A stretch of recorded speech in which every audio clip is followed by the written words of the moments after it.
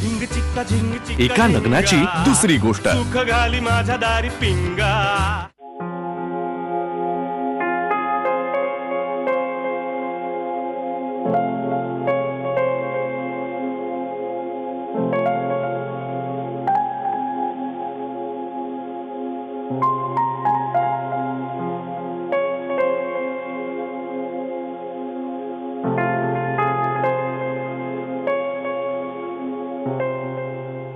काय ग?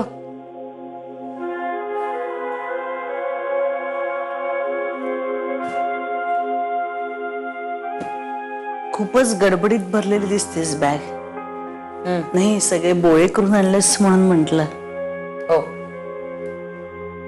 राधा, तू इतकी गुणी मुलगी आहेस, नीटनेटकी शहाणी आहेस.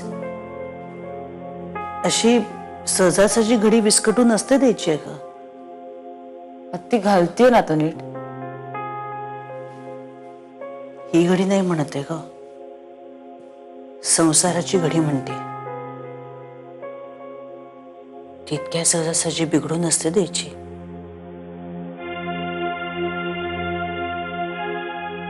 राधा, काय झालंय? बता ना क्या हुआ है? ती काही झालेलं नाही. अगं आत्ता आत्ता कुठे तुमचा संसार सुरू झालाय. एक जण रुसला ना तर दुसऱ्याने त्याला कुरवाळून बाबापुता करून समजून घ्यायचं असतं, समजवायचं असतं. आणि सकाळी झालेली भांडणं रात्री मिटवून टाकायची असतात. आणि रात्री भांडण झाली तर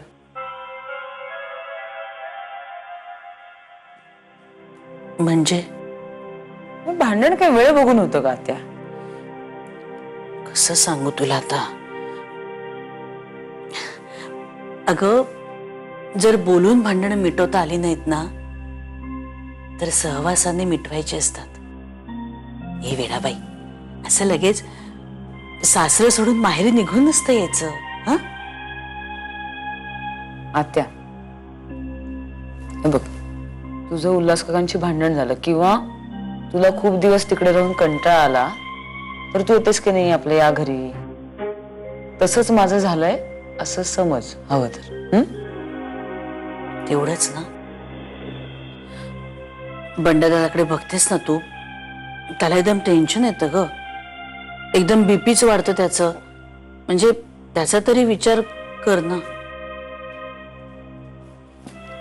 तू नको काळजी करू, मी बोलते पप्पांची. झोप आता. Good night.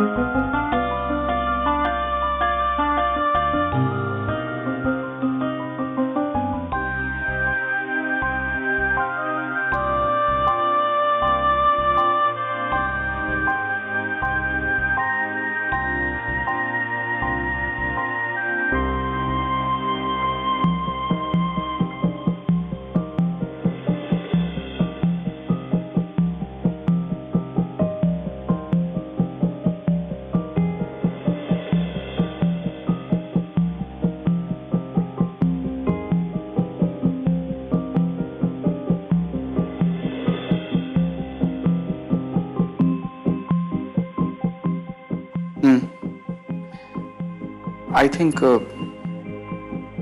नाही, I think नाही, I'm sure हा डिसिजन करेक्ट आहे. येस, योग्य निर्णय.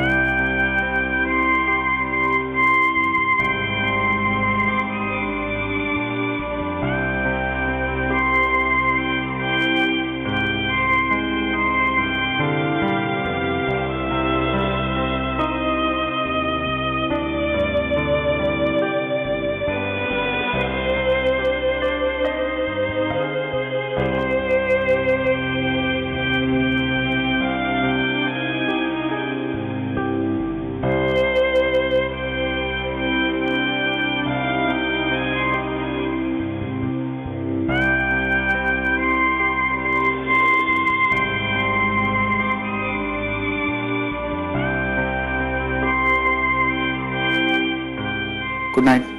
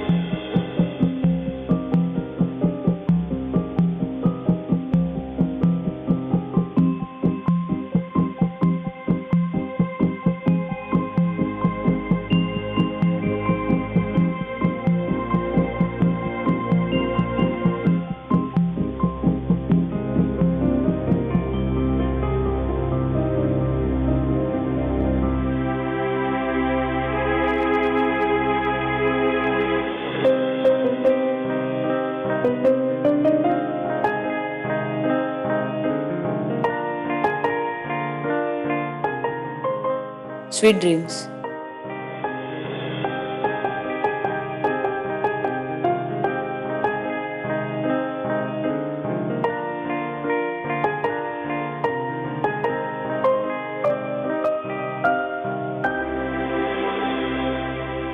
काय काय म्हणायचं काय याला? राहूची दशा आहे की आपलंच काही चुकतं आहे? का नियती परीक्षा पाहते आहे की नशीब आहे आपलं, प्राक्तन आहे? काय सगळ्यावर विश्वास बसायला लागतो बघ. घर सोडून आली पोर आपला बाडबिस्तरा घेऊन. काही विचारलं तर गप्प. ती बोलत नाही, घनश्याम बोलत नाही. बरं, त्यांच्या बोलण्यावरनं असं वाटतंय की काहीच झालेलं नाहीये, जणू काय जे झालेलं आहे ते सगळं अगदी नॉर्मलच आहे. मी सकाळी उठावं, चहा प्यावा, मग ऑफिसला जावं, रात्री अंथरुणावर अंग टाकावं आणि सासर सोडून बाडबिस्तरा घेऊन माहेरी निघून यावं, सगळ्या गोष्टी नॉर्मल आहेत. आपण काय करणार ग? आपण हातावर हात ठेवून गप्प बसणार. कारण 21व्या शतकातली मुलं आहेत ही, स्वतंत्र विचारांची. यानं जर असं म्हटलं, अरे बाबा काय काय झालंय काय नाही, असं वागू नये माणसाने, करू नये असं, तर म्हणणार हा, डोंट गेट टेन्स पप्पा, नॉट अ बिग डील. आम्ही फक्त लग्न मोडतोय बस. इतक्या टोकाची भूमिका घेतली नसेल अरे त्यांनी. तू उगीच काळजी करत बसतो, शांत राहतो. आणि अरे कदाचित राधा आपल्याशी बोलू शकत नसेल आणि आपण तिला आत्ताच आरोपी ठरवून टाकलं ना तर अजून कोशात जाईल पोर. चांगलं काळ्यांचं घर आहे का? त्यांना सुद्धा माहित नाही इथे का आलेली आहे. मला माहित नाही, पण खरंच सांगतो तुला, मला वाटतं काळ्यांच्या घरी काही प्रॉब्लेम नसणार. मगाशी बघितलं नाहीस का, काळ्यांच्या विषयी जरा तू विचारलं तर चटकन म्हणाली त्यांच्याविषयी काहीही बोलू नका, मला काहीही ऐकायचं नाहीये. तुला सांगतो, प्रॉब्लेम जो आहे ना, तो प्रॉब्लेम हा घनश्याम आणखीन राधामध्येच आहे. काय बोलत नाही ना कोणी. आपल्यालाही असं जमायला हवं होतं ग बेबी. म्हणजे त्यांचं आयुष्य आहे, बघतील काय करायचं ते, जाऊ दे ना, आपल्याला काय करायचंय असं म्हणणं आपल्यालाही जमायला हवं होतं. बोललीस ना तिच्याशी? काय काय काही म्हणाली का ती? काहीच बोलत नाही ती, जणू काही घडलेलंच नाहीये काही अशी वागत होती. पण एकंदरीत तिच्या बोलण्यावरनं मला असं वाटलं की घनश्यामचा तिला कंटाळा आलाय आणि म्हणून ती सहज आली माहेरी राहायला. घनश्यामचा कंटाळा आलाय असं म्हणाले? हे कारण स्पष्टपणे ते नाही सांगितलं. नाही, मी आता विचारतो तिला. दादा ऐक माझं, आता काही बोलू नकोस तिच्याशी. ती बोलणार आहे तुझ्याशी, सकाळपर्यंत निवळेल रे सगळं. काय चाललंय काय बेबी, मला कळत नाही. हिला घनश्यामचा कंटाळा येतो, तो मला डॉनच्या गोष्टी ऐकवतो. काय पोरखेळ आहे का हा? अरे मी काय, काळे कुटुंब काय, आमच्या भावनांशी खेळण्याचा कोणी अधिकार दिलाय यानं?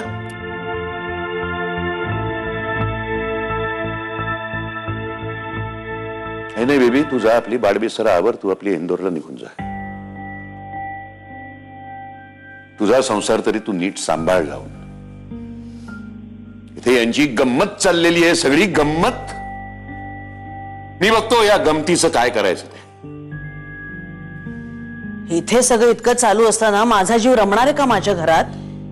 ते काही नाही, मी कुठेही जाणार नाही, मी इथेच राहणार आहे. आणि मी ह्यांनाही तसं फोन करून सांगते आता. आणि हे बघ, तिथे असण्यापेक्षा माझं इथे असणं जास्त गरजेचं आहे, हे माझं ठरलंय.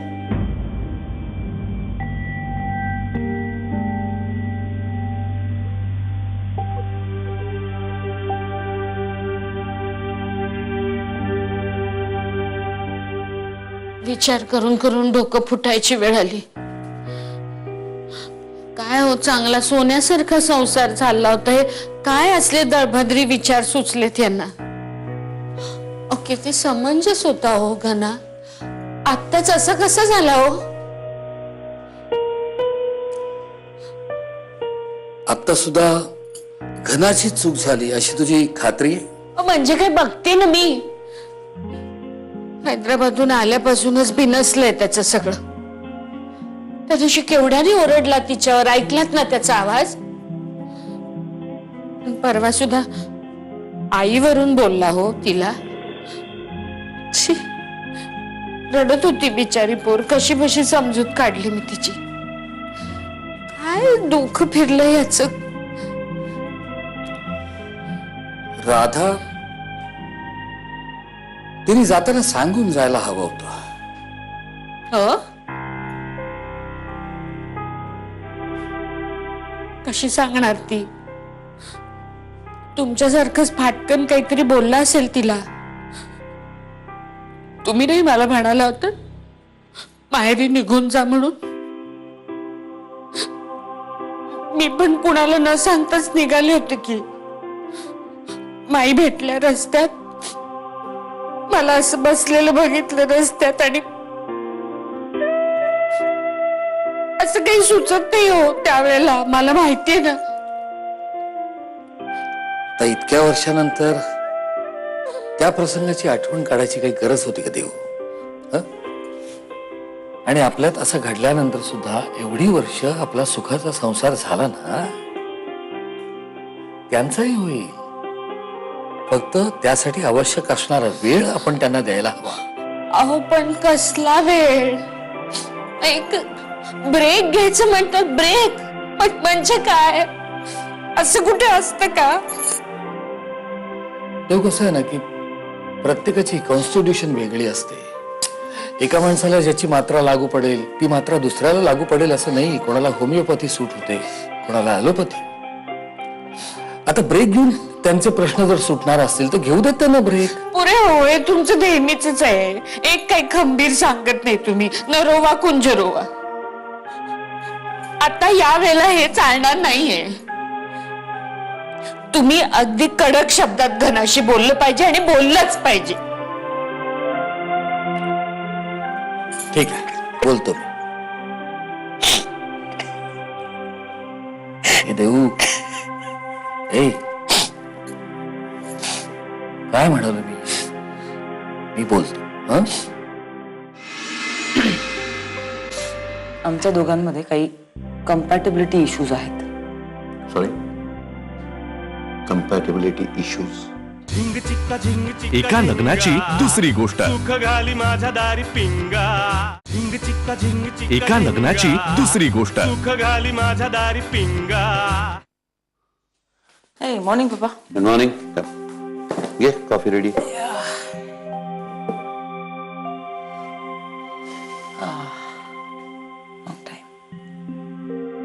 काय झालंय बेटा?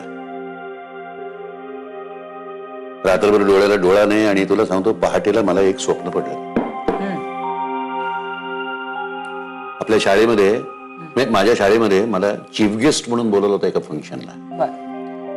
मी गेलो होतो, आणि मग माझी भाषणाची वेळ आली. पोडियम जवळ जाऊन उभा राहिलो मी. समोर असा खचाखच भरलेला विद्यार्थ्यांचा audience. I was quite thrilled, quite thrilled. आणि मी भाषणाला सुरुवात केली. Friends, Romans and countryman. काय?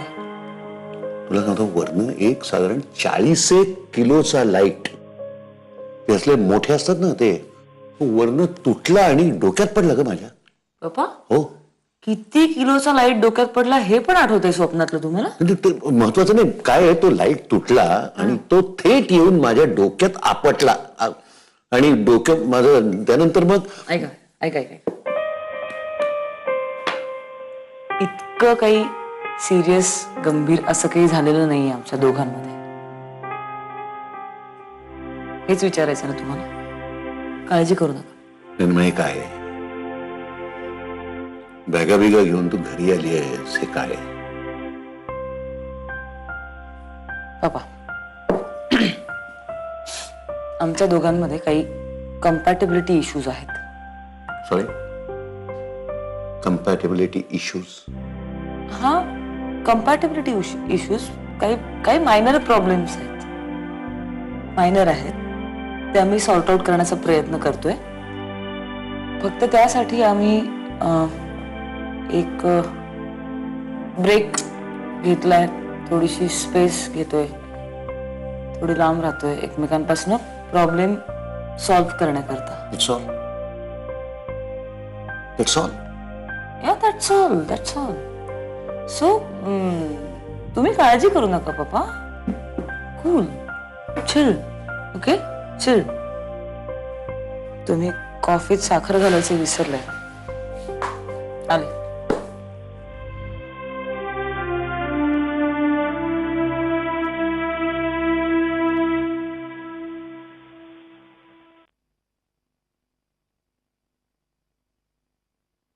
श्रीपादा, असा पराभूत योद्ध्यासारखा पाठ करून काय उभा आहेस? डोकं दुखतंय का? नक्की नंबर वाढला असणार तुझा. सतत ते वर्तमानपत्राचे रकाने भरत असतोस ना? नाही, पराभूत झाल्यासारखं वाटतंय खरं. अरे राधाकडे बघ, कशी सतत टवटवीत असते ती. आई, श्रीपादा, काय झालंय? काय झालंय ते सांगशील का रे मला? त्याच्यापेक्षा तू सरळ जमाई बापूंशी बोल.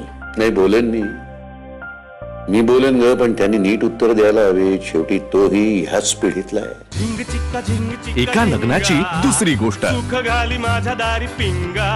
झिंग चिक्का झिंग चिक्का एका झिंगा. लग्नाची दुसरी गोष्ट. सुख घाली माझ्या दारी पिंगा. घे. थँक्यू.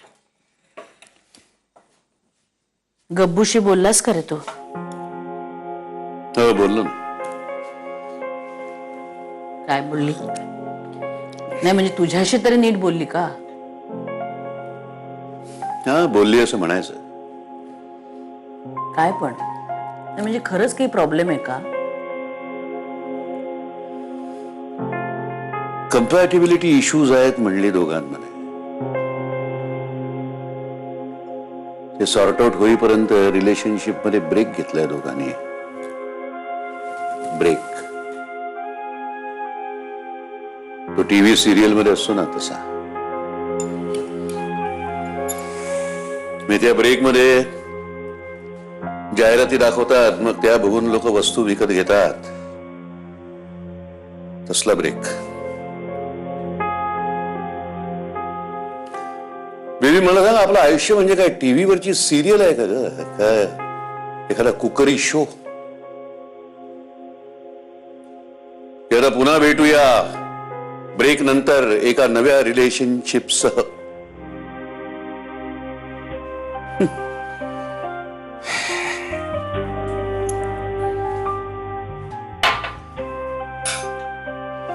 बेबी मी सुद्धा फार्माकोलॉजी मध्ये मास्टर्स केलंय ग. अजूनही कंपन्यांना कन्सल्टन्सी करतो, पण त्यांची भाषा मला नाही कळत. ब्रेक, स्पेस मलाही नाही कळत. पण दादा काळ बदललाय तशी भाषा ही बदलतेच ना. नाती सुद्धा बदलतात का बेबी? नाती सुद्धा बदलतात. मला काही या जगामध्ये शाश्वत असं काही नाहीच आहे का? अगं नवरा बायकोचं नातं किती सुंदर असतं, रक्ताच्या नात्या पलीकडचं. स्वतंत्र स्वयंभू असं ते नातं, पण त्यापासूनही कसलं फ्रीडम हवंय यानं मला सांग. बंधनामध्ये काय सुख असतं हे यानं कसं कळणार जर त्या बंधनासाठी यांनी वेळच दिला नाही तर. आणि असा असा काय काळ दोघांमध्ये गेलाय ग की आता यांना ब्रेकची गरज भासावी, स्पेसची गरज भासावी. होतं रे असं, पण आपणच तर समजून घ्यायला हवं ना या सगळ्याला.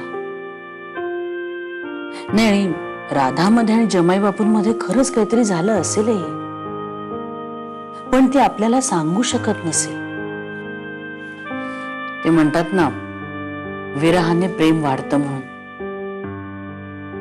आणि अरे पूर्वी नाही का, नवरा जेव्हा परगावी जायचा तेव्हा बायका माहेरपणासाठी यायच्याच की. शक्य आहे.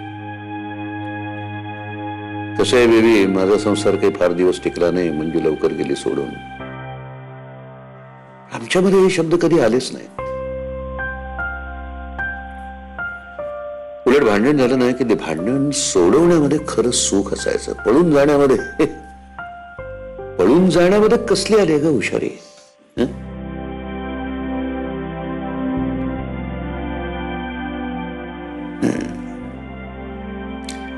मी आउटडेटेड झालोय बहुतेक. असे तर्कवितर्क करण्यापेक्षा ना, तू जमाई बापूंची सरळ सरळ बोल. नाही, कारण आपली पोर काही ताकासूर लागू देणार नाही आणि आपल्याला धड काही सांगेल असंही मला वाटत नाही. आणि जे काही आपल्याला सांगेल, जे काही शब्द वापरेल ते असे असतील ना की ज्याने आपल्याला फक्त त्रासच होईल.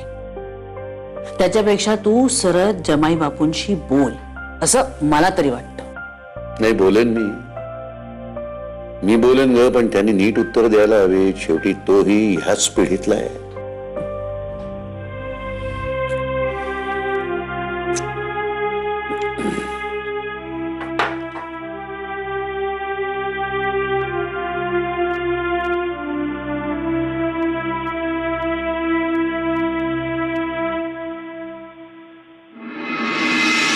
झिंग चिक्का झिंग चिक्का एका लग्नाची दुसरी गोष्ट. सुख घाली माझ्या दारी पिंगा.